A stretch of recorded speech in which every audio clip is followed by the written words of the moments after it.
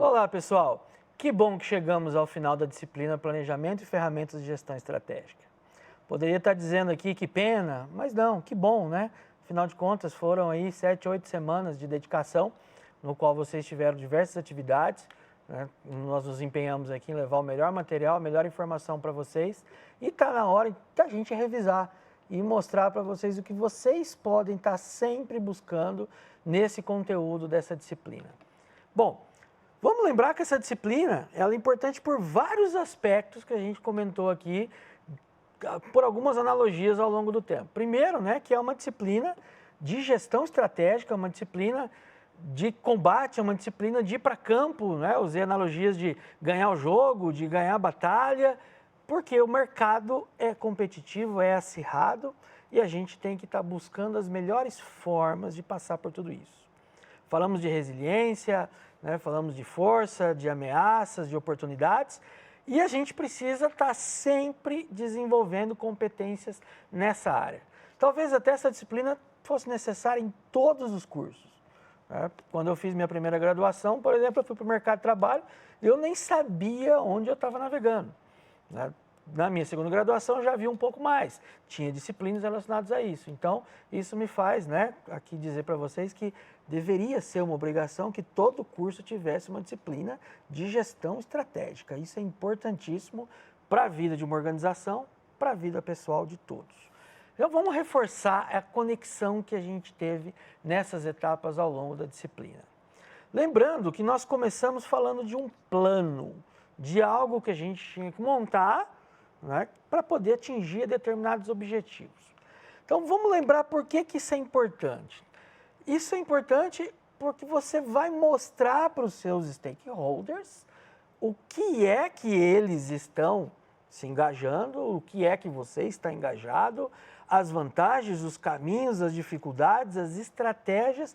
É um documento, mas ao mesmo tempo é um mapa do tesouro, é um mapa de guerrilha, tá? Um plano estratégico no qual você precisa colocar todos os esforços, tá, operacionais, administrativos, enfim, daquela organização. Tá? Busque sempre mantê-lo atualizado, né, com toda a revisão, com toda a informação necessária, para que se por um cenário, por outro risco, uma hipótese, vier a dar um pouco fora daquele plano inicial, você tenha condições de retornar e atingir o seu objetivo estratégico. Então, o plano de negócios é o planejamento estratégico da organização, que tem aquela estrutura básica que nós falamos, né? Introdução, análise de mercado, as estratégias, as finanças, que pode começar com o Canva, tanto que foi assim que a gente começou.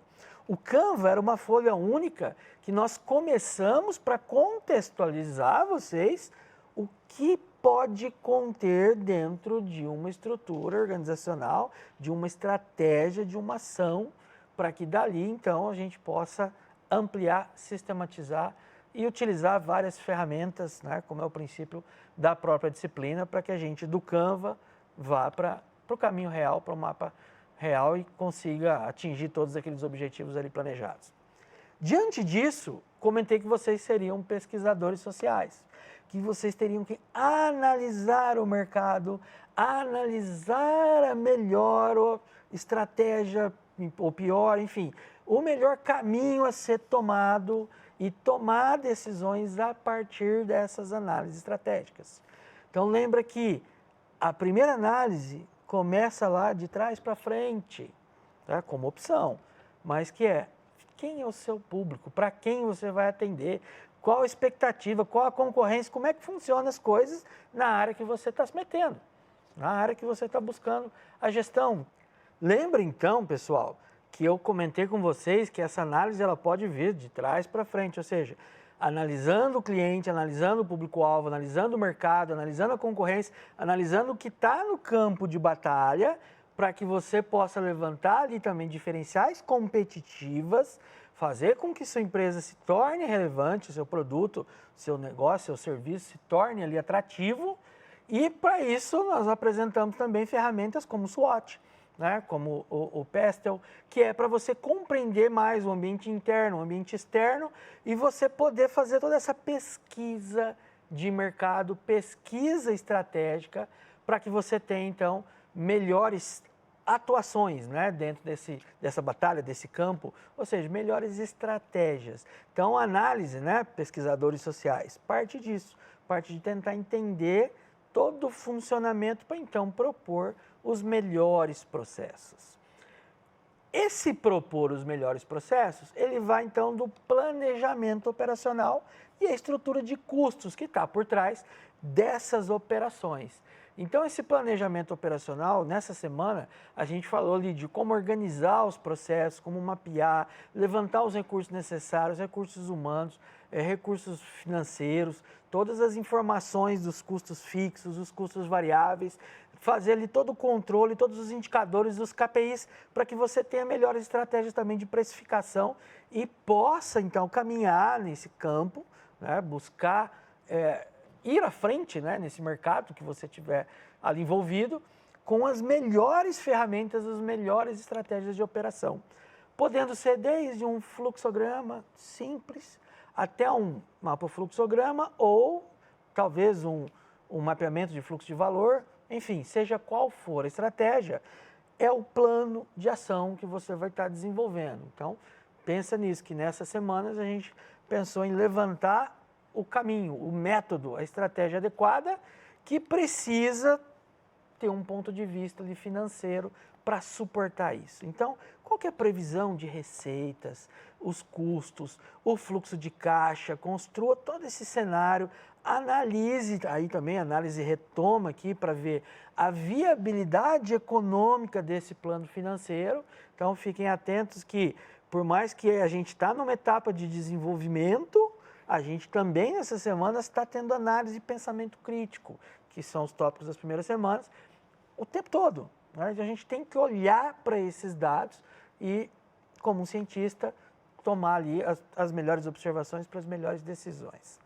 Partindo, então, do desenvolvimento das estratégias para ser diferente, para fazer o melhor, que são as estratégias competitivas, né? E a gestão de riscos em cima dessas estratégias competitivas. Que a competição, obviamente, apresenta oposição.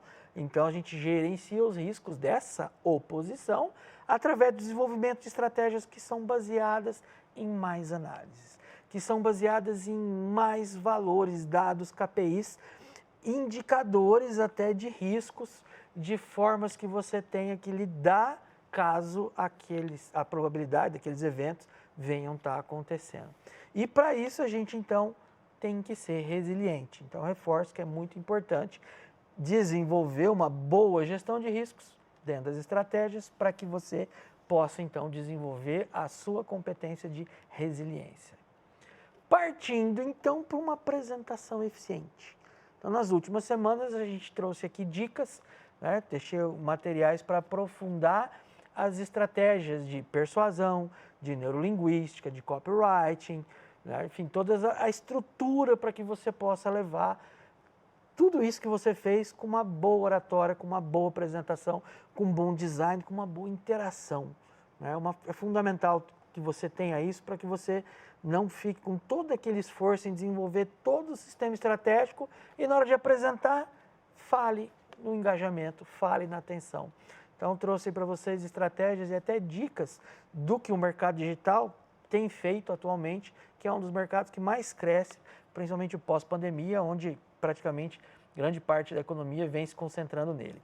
E a importância, né, que eu reforcei nessa parte de apresentação, que a importância de atender o seu público-alvo, os seus stakeholders, aos valores, né, ao que ele determina ali como valor no que você está mostrando. Então, você não tem que falar para ele, olha, isso aqui é um produto bonito, não é só isso. Você tem que mostrar o que ele pode ganhar com aquilo, o valor, entrar em aspectos até emocionais, psicossociais, para que ele possa dar atenção ao engajamento e a finalização, que eu falo, atenção, engajamento, a finalização é o compartilhamento, é contar para os outros que você é bom, que aquele material, aquele serviço seu é bom. Que a gente também pode resumir isso como advogar, é o momento que seu cliente advoga por você, Isso significa que ele mostra para os outros os valores que ele conseguiu com você. Finalizando também as semanas com dicas, né?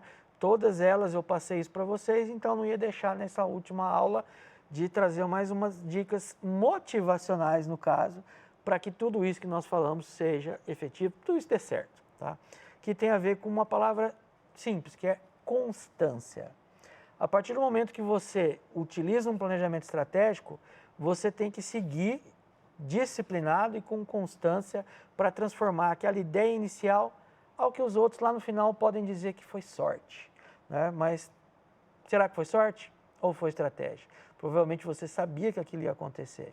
Então, presta bem atenção aí nessa figurinha que eu deixo para vocês, que é 100% das pessoas falam que vão fazer, 50% faz por uma semana, 30% faz por um mês, 10% faz por 6 meses, 1% faz por um ano e provavelmente, né, são esses que fazem por mais de 10 anos. Então a vida premia esses pouquíssimos, esses 1%, que são os que têm constância. Então, estratégia, resiliência, constância. São a tríade aí que eu deixo para vocês ao final dessa disciplina. Espero que vocês tenham gostado. Contem comigo, vocês têm meus contatos, a gente pode interagir sempre que vocês precisarem. Foi muito bom estar com vocês, pessoal. Até a próxima.